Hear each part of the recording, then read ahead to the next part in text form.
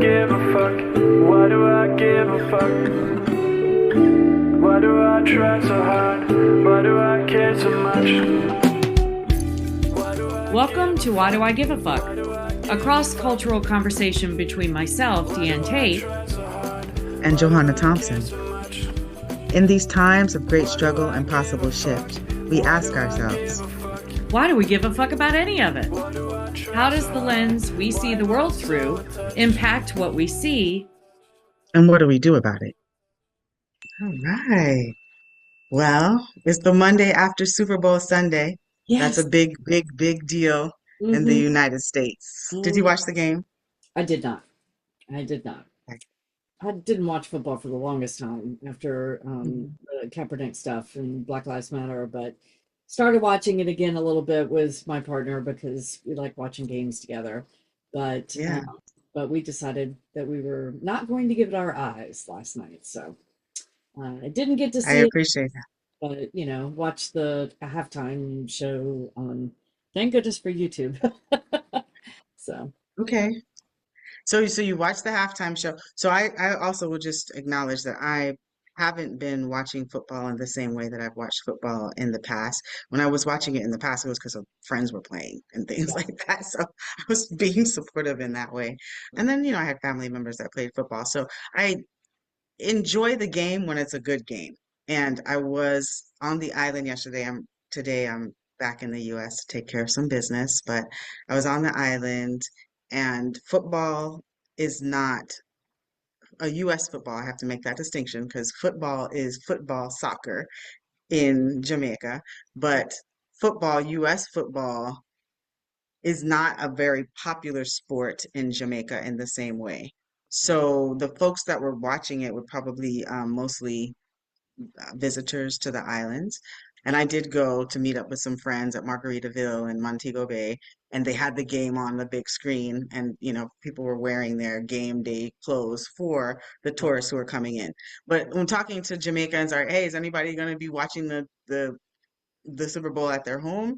That was a no. And it was interesting also because I'm asking male identified people, and they're like, it's such a violent and aggressive sport. All they want to do is kill each other. And why would anybody want to reach that? there you It's go. funny responsiveness. And Yep. I was like, yeah, it's just quintessentially American. That's what we do over there, trying to play Modern games, day trying to kill each gladiators, other. right? Yeah, yeah. Modern day gladiators mixed with Mhm. plantation mentality. So Absolutely. yeah. Yeah. So there But were so many things going into this game that I became aware of because I really wasn't paying attention to it until going to meet up with friends who were going to be out, and then kind of hearing that you have Kansas City, you have Eagles, you have the first time two quarterbacks who are American identified mhm, playing the game. So that is something historically that wasn't traditional for the mhm, NFL because the role of the quarterback is supposed to be somebody who's very strategic, who's very intentional about plays and all of that. And in the past, that was not attributed to people who were non-white. And so, like, that's why that's become a big deal. And then, of course, you have Kansas and Philly and all of the history on that. So those are some things going in. And then, of course, the Super Bowl is halftime show is a big part of watching. So one of the things I'm always going to watch Super Bowl for commercials, which are at $8 million this time, $8 million for to have a Super Bowl commercial going. symbolism of Um, luck. yeah, it's bananas. And then the halftime show. So commercials and halftime show are for folks who don't traditionally watch US football and they want to watch the game to see what the new commercials are and see who's performing at the halftime show and what thing happens during that performance. Yeah. So this year there was Kendrick Lamar, who has a very strong history in rap hip hop, uh, being someone from Los Angeles who talks about real storytelling of urban life and communities and things like that. But controversially and also with a very social justice edge.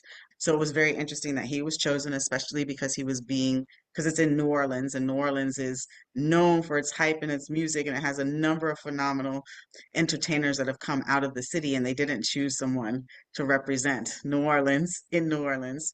So I know that there was like some underlying unhappiness with that. they did for Say it. the national anthem. Jean Yes, Baptiste sang the national anthem, so Jean-Baptiste, he's definitely a New Orleans. native. Yeah, Yeah, yeah. man. So Yeah. And has the rhythm of the music. And I was glad that John Baptiste did it, and I had to watch it because I missed the opening part of it. But he's also the gentleman who does Freedom, the song Freedom for folks who don't know. And in that song is very traditional about like New Orleans style and traditions and customs, with the second line and the energy of the space. So it was great that John Baptiste was there. I know that there was chatter and folks that wanted to see that same level of representation happening during the Super Bowl halftime show because it wasn't like a Lil Wayne or somebody else from that space. I know it was Lil Wayne that was really, I heard that he cried. I don't know if that's true, but cried when he found out that he wasn't going to be the person being able to do the halftime show representing his city, which quintessentially would have been what we expected. And it's not only, hip hop artists that do the halftime show, but some of us would have been looking forward to seeing New Orleans come out as New Orleans, like as hard as they could represent. yeah, and then the other So performance that I shared on Instagram that was amazing was Lettucey, I believe, mm, Lift love Every Lettucey. Voice thing, which was just stunning. She did an amazing job. So no one, I missed that too. So Lettucey did the Black National Anthem at Yes, the beginning of. they started doing that before the Super Bowl back during Black Lives Matter, and so of course I didn't watch it in real time last night, so Ah, I was scrolling YouTube looking at things, and I saw on Instagram somebody had posted that she sang. So I went and found and I shared it and remixed it on Instagram. The whole song was just, yeah, just blew me away. sure. Yeah. So just we have to give some context about the Black National Anthem is the that's exactly what it's named, the Black National Anthem. It is an anthem that speaks to the language of like lift every voice and sing. Mhm. And it is a way for folks with a history of being African American in the United States, having an anthem that matches more than our national anthem, because our national anthem really is about destruction and violence, if Okay. you're listening to and analyzing and studying the words, Yeah. whereas the Black National Anthem is really about unifying and uplifting the voices and the struggle of African Americans Yeah. in the United States. So I'm glad to hear that that's a part of what has been contributed to the games because that really does give a larger, stronger context of like what American culture can look like to the exclusion. And let's name all of the other folks that are in the United States and I'm not sure if other communities have national anthems, but it does speak to the history of like the development of the United States that there is a known Black national anthem, that there is our national anthem, that these things are shared with a game that is quintessentially American made and shared across the world. So, She did an amazing um, job. So lots to talk about yeah, yeah, yeah, around this game. yeah. Hmm. Yeah, and the history of course the Kansas City Chiefs still use they still have their logo as they never changed their name as the Washington Commanders, their previous name, not going to say it out loud, changed to the Commanders to change that indigenous slur that they used as their name. So the Chiefs have refused to change that, and they still do the song with the tomahawk chop is their thing that their fans do, and which drives me nuts every time. And the owners of the Chiefs are very MAGA, very Trump friendly. And of course, he was the first sitting president to ever attend the Super Bowl. He was there last night and left in the third quarter. I understand because his team wasn't winning, so he left. But so yeah, it and then the Philadelphia Eagles, for folks that don't know, when they won the Super Bowl back when Trump 1.0, when Trump was in office the last time, they snubbed him. They refused to come to the White House, which is typical for the winner of the game to take a trip to the White House, and they refused to go. So my guess is they will refuse to go again this year. So in a lot of ways, them winning last night was lovely, even though the game in and of itself is fraught lots of issues. If one of the teams had to win, I'm glad it was the Eagles. People were asking who I was rooting for, and I was like, I hadn't even been enough of a fan watching to have an idea or a care Yeah. about who was winning. And I was really surprised about kind of all of the what I'm going to attribute symbolism to that happened around the game. So, to your point of President Trump attending the Super Bowl, that's unusual. That that they had the national anthem. I don't know. You weren't watching live, and I watched all the way up through the halftime. But the commercials this year, which I thought were really fascinating, Mm. were mostly steeped in like going back, so like Ooh. commercials of the past that they kind of have and they've made more current, recent, but it's definitely like the old Pringles commercial when Oh, the mustache would fly off of, like when you ate Pringles and the mustache would fly off. They had a kind of vignette to that. They had when Harry met Sally, there was like a thing to that. The old commercials where they went retro. They were. they went retro. That's what I wanted. Thank you for that language. They went retro. They Mm. went back to this time period, this glorified time period in all of the commercials, which I thought was, if you're paying attention to how things are going, I thought that was really symbolic and very interesting. And there was a shift on that because we're like the little dots that go across the thing would have been like a little pink faced thing with blonde hair and blue eyes. It Okay. was a brown face thing with brown hair and blue eyes. So it's not a pink thing. Oh, So it was very interesting that the throwback had a lot more marginalized community attributed to being the face of it rather than white identified community. So I was noticing those type of differences in the game. And then, of course, Kendrick Lamar being the choice for the halftime and all of the interesting things that happened during that we'll SZA. You be can't able forget to get SZA. into. Was And in. SZA, yes, showing up. Yes. Um, so yeah, so like there's some interesting things about that's happening. Yeah. Well, what's interesting in my timeline, I've been just looking at Instagram and Facebook and listening to what people post about it. And Allie Henny, who I follow on I think both platforms, she's a Black woman content creator, and I'm sure I'm abbreviating greatly her bio, but I follow her, really appreciate her teachings and the wisdom that she brings to things. And she made a post that said, if you didn't understand the halftime show, just understand that that doesn't mean it was bad. It means you were not the target audience. And I thought that was brilliant because Interesting. I've had quite a few people that look like me as a white identified woman being on the platforms today going, well, I didn't like it and I didn't get it. And, I can't understand any of the words and all of that. So I thought that was interesting, that concept of, if you don't get it, it means maybe you weren't the target Yeah. audience. And that, we've talked before about how whiteness doesn't understand how to live in discomfort or how to live in a space that's not built for our comfort. And that halftime show was not built for our comfort. And so I thought that was I just thought that was an interesting take on it, that really resonated with me. So Having watched it, I'm curious as if it was uncomfortable for you at all watching the halftime show.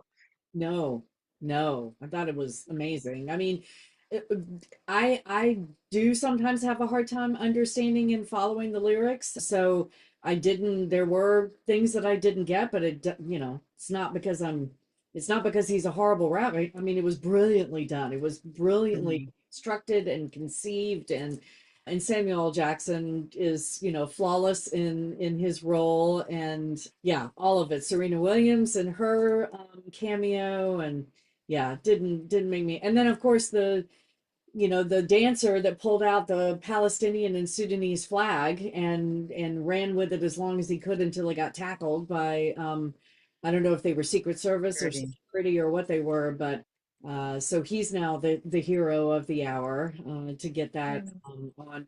on such an international platform. So it made me uncomfortable at all, but I totally get the whiteness that did feel discomfort by it, and so So I can say that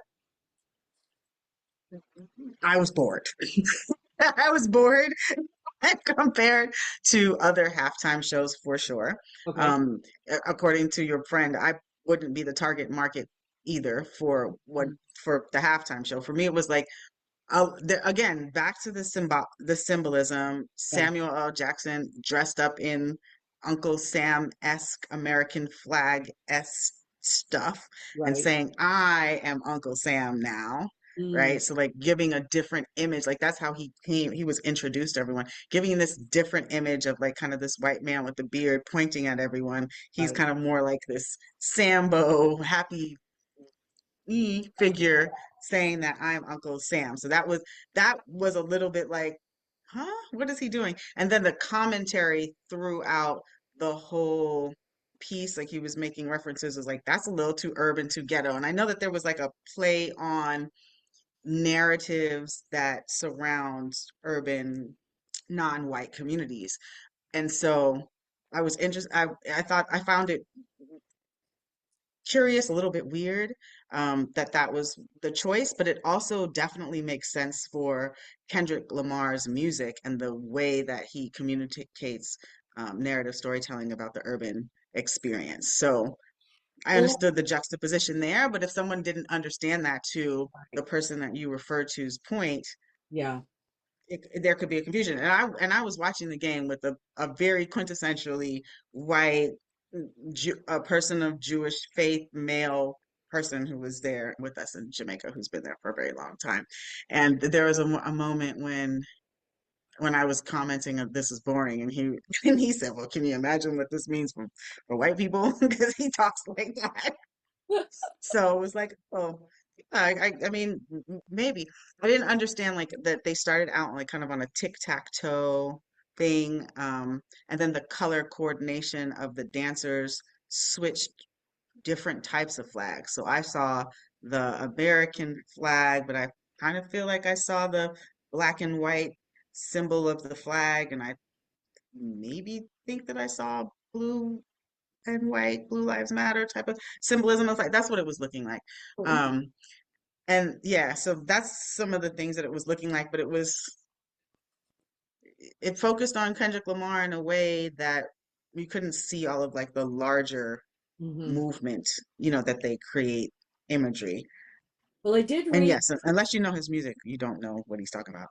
Yeah, yeah. Well, I did read that the stage when you saw the X and the O, which I think is what you're referring to with the tic-tac-toe, that if you kind of zoomed out and looked at it, that it was supposed to be like a PlayStation controller. Hey, okay, okay, okay. Sony, which Drake is on Sony's label, so there was a nod to all of that with Got you. regard to that, and then Serena Williams cameo. And please understand, I didn't get any of this in the moment. I have Hmm, hmm. breakdowns on what all the different symbolism meant. So none of this is original thought from my white brain. But Serena Williams, when she came out and did her cameo, was standing right in the middle of the X because she used to date Drake, and or at least they had a thing Ah, disrespected her, and so that was kind of the bend from her end to huh. come in and do the cameo. I think Samuel L. Jackson, I read, and his delivery reminded me of it, and then I read that it was a nod to the character that he played in Django Unchained, where he was, Yes, um, definitely. That's what I'm saying. Like that kind of like yeah, it had that Uncle whole, Tom Sambo-y right, that thing. whole, Hmm. and at one point he was like, "You don't know how to play the game," and so he was. I got the sense that he was coming with a voice, kind of like if he could channel the whiteness that would be questioning what Kendrick was doing through his own, lens. That was the role he was playing in that space, and so No, yeah, he definitely was playing Sambo, talking to right, walking white people through the process. right, So like if everybody missed that he was in theater, he was the chorus or yeah. the Yeah, yeah, yeah, yeah. Like moderator Shakespeare. helping you, Yeah, yeah, like a yeah. Shakespearean chorus, like helping you walk through what was Understand going on. what we were saying. Um, Yeah. Yeah. and you using a very white lens to do it because he's, Right. saying things like, "Ooh, that's urban. Oh, you brought all Right. your homeboys with you." Like Right. the little things that he was saying was definitely the narrative about Mhm, Black people and Black culture. mhm, So if you're studious in the way that you want to dissect it, it would be to listen to what Samuel was saying, see the visual of what was happening on the screen, and then hear the language of what Kendrick is talking about in that moment, because it's probably going to relate to some type of harm that has occurred mhm, towards and for the Black mhm. identified or urban community of some sort.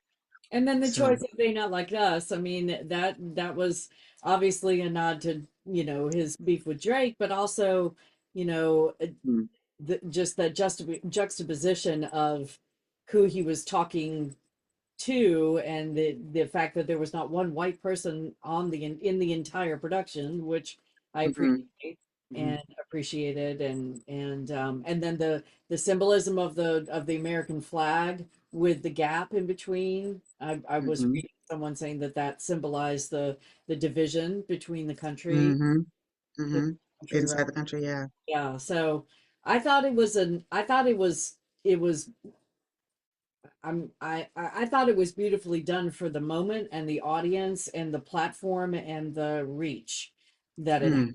Mm, I was appreciative that it felt like he crammed in as much messages as he could throughout the whole thing. And then at the mm. end, turn off your television, turn off your TV, turn off your Turn TV. off your TV. So, and that's the thing, like, I don't know Kendrick's music Hmm. that well to know if that was a part of the lyrics, but I heard that distinctly. Now, Hmm. turn off your TVs, turn off your TVs. And what that would be a dog whistle for is stop supporting Yes. all of this harm and violence Yes. to our nation, not to a specific demographic of people, but like if we're really talking about it, and if you're listening to like this harm and violence, if we're talking about the separation, if we're talking about the history of harm from the United States, if we're talking about the violence that has occurred to specific communities and demographics, and that is quintessentially represented in American football, this very aggressive, very violent, Gladiator. competitive Yeah. game of play that is like intentional to hurt people, not to make goals, but to like put people down, to sack them, to like take control, power, dominion.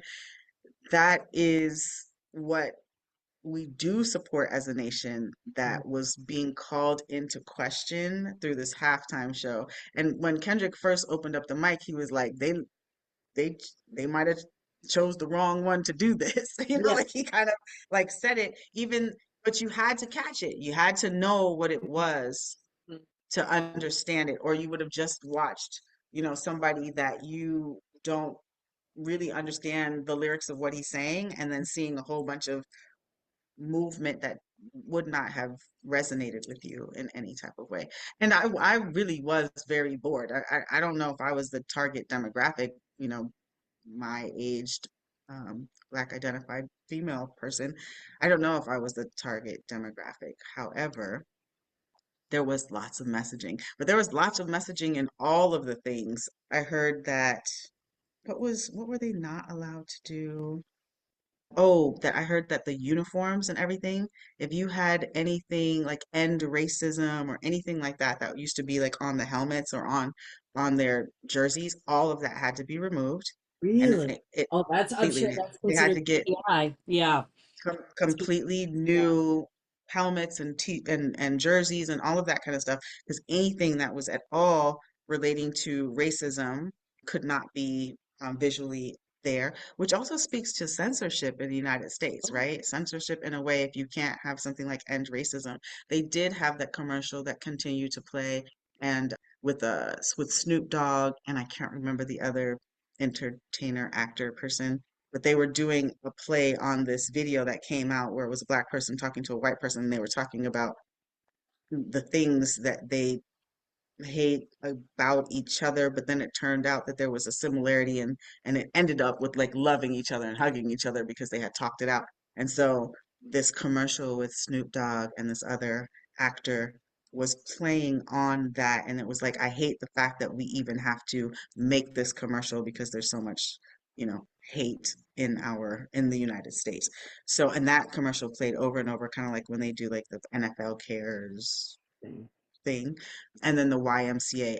There was a commercial of young people that continued to run through the relationship with the Boys and Girls Club YMCA, Okay. and it was speaking to a little girl and young people reciting how and where they matter. They have different clothes, but I still matter.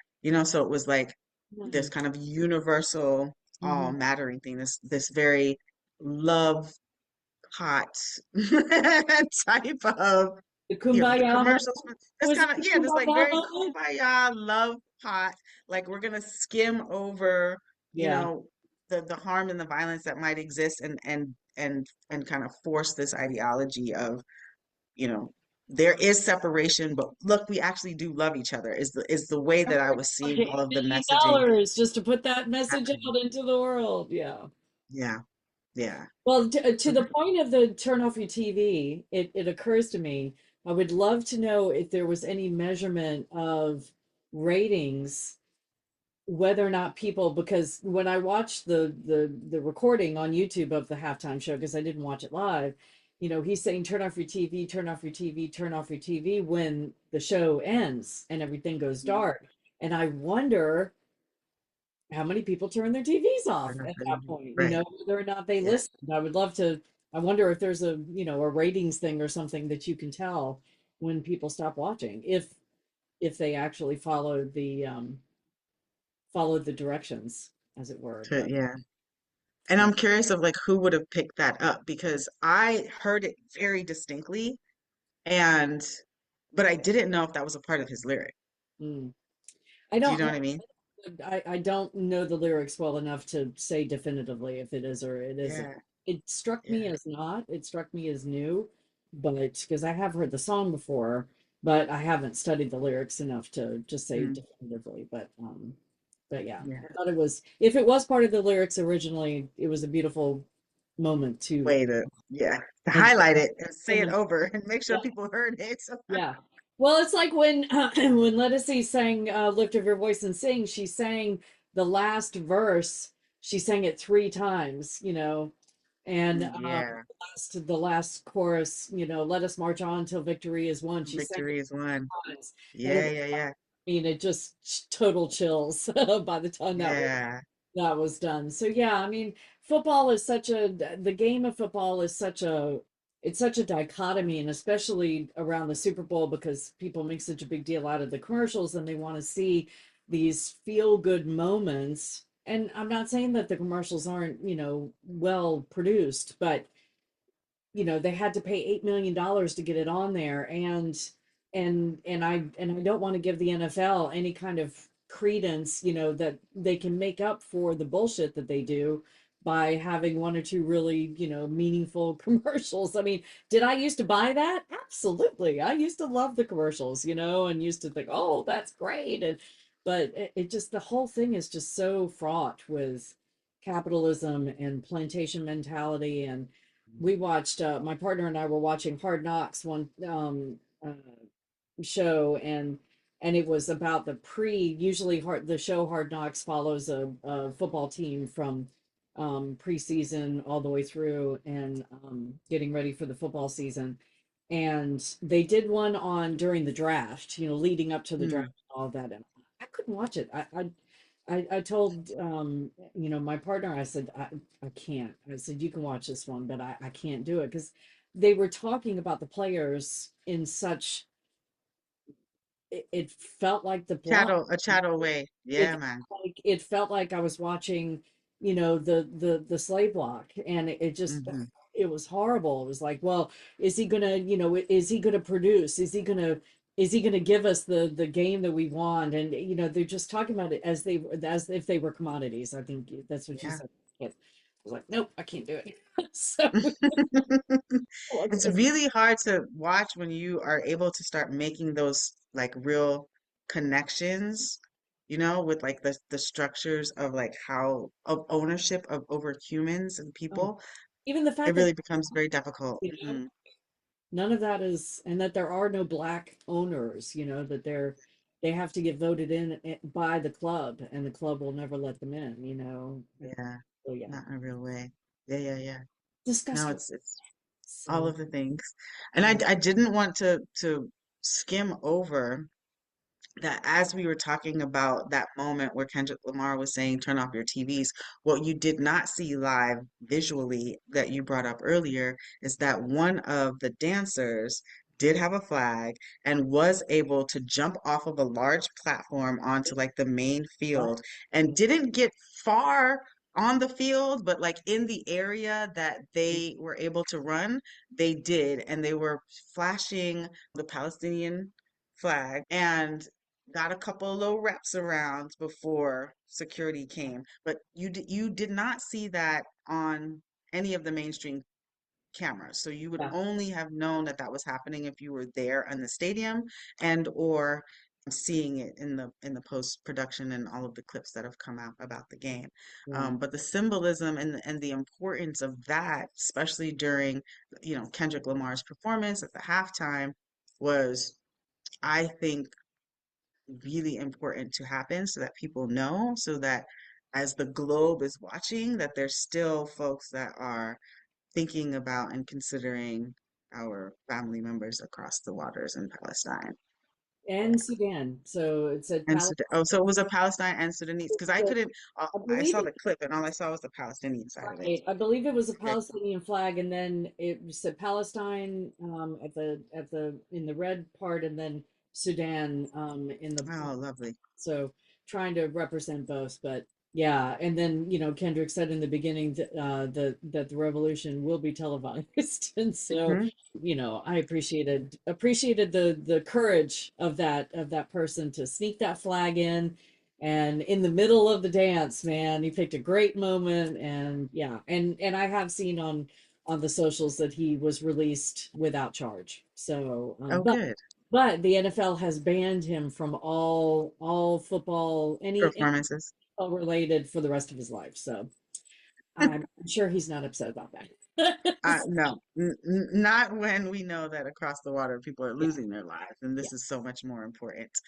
So yeah, we have the NFL and Super Bowl Sunday that had so much symbolism with like what is actually going on in U.S. territory as far as race relations, as far as capitalism, as far as symbolism, as far as like Uncle Sam imagery, as far as this very violent competition, having the South against the North, because Kansas is considered South, and New England, excuse me, and Philadelphia is up in our northeastern part of the states.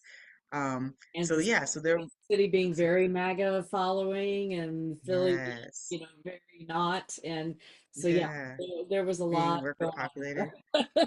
There's so much that can be discussed. So glad that we had the opportunity to just like highlight some of the things that were coming to our minds. And then Philly smashed Kansas. Oh, That's the other part of it. righteous. Smashed them. Right. That was another part of like why the game was boring. There was no competition, and I'm not really sure what was going on in the camp on the Kansas bench. But they didn't seem to be prepared. But the South never, when it comes down to big wars, Yeah. But we South could is spin never it. really We ready. could spin it to say that we won it. So, Yeah. So yeah. So well, next week we're going to get into some DEI conversation, which Yeah. think is, you brought up how they're not allowed to have in racism or anything on the helmets anymore. And that is a direct relation to DEI being all things DEI being taken away and Yeah. taken out. So definitely those of our listeners and watchers, please stay tuned for next week, and we'll dive into Yeah. DEI a little bit and why we should. Talk about what DEI is happening. Yeah, I heard some wild things that government officials can't even send emails if it's relating to anything that could possibly be thought of as DEI. So it's important for us to deep dive into the impacts of that, and looking forward to having that conversation. Absolutely. See you All next right. week. See you next week. Thanks. Why do I give a fuck? Why do Thanks for I joining give a us. fuck? Until next time. As you move throughout your day, continue to ask yourself, Why do I give a Why Do I Give a Fuck is produced in collaboration with Johanna and Deanne. Music by Norwegian musician Water.